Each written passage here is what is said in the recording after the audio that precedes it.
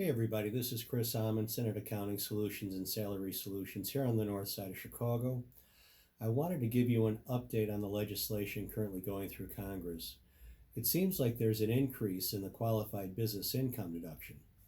Owners of pass-through entities like S-corps, partnerships, and sole proprietorships might be paying even less taxes than before if the current tax bill passes. Most media outlets aren't discussing this change that would make a big difference in the lives of many entrepreneurs. The One Big Beautiful Bill increases the qualified business income deduction from its current level of 20% to 23%. The additional 3% would effectively increase the deduction by about 15%. Now that's not nothing. It means that if you qualified under the limitations with a $100,000 K1, instead of paying federal and state income taxes on $80,000, you'd only pay taxes on $77,000. The bill in its current form would make the qualified business income deduction permanent and would also make additional changes to the income phase-outs of the deduction. In many instances, the additional 3% deduction would offset the tax savings that many are going to lose by losing the pass-through entity tax credit. Now we'll see if the Senate passes the bill, and I'll keep you updated. Let me leave you with this. This week brought substantial news on the tariffs front. The yo-yo effect of the news has many confused, so I thought I'd separate some fact from fiction. Number one, the Federal Trade Court on Wednesday ruled that the president didn't have the authority to impose sweeping tariffs on virtually every nation. In doing so, it voided all of the levies. The next day, a federal appeals court temporarily put the ruling on hold that voided the tariffs while considering the administration's challenge to the lower court decision. The order, known as an administrative stay, didn't rule on the merits of the litigation and are common in emergency appeals. Now, three, it should be noted that these legal maneuvers only affected the blanket tariffs placed on individual nations. Four, the tariffs placed on individual goods such as raw materials or energy are still in place, given the authority granted by Congress to the president, and were never in jeopardy of actually being voided.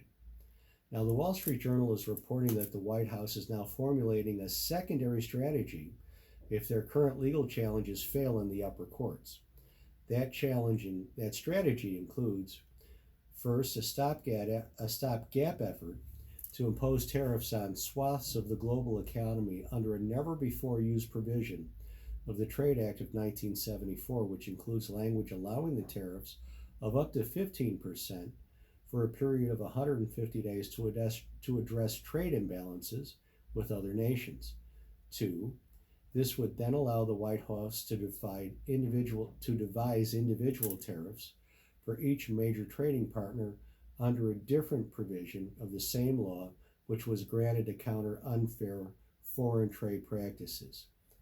Here's my point. This is why I'm writing about it.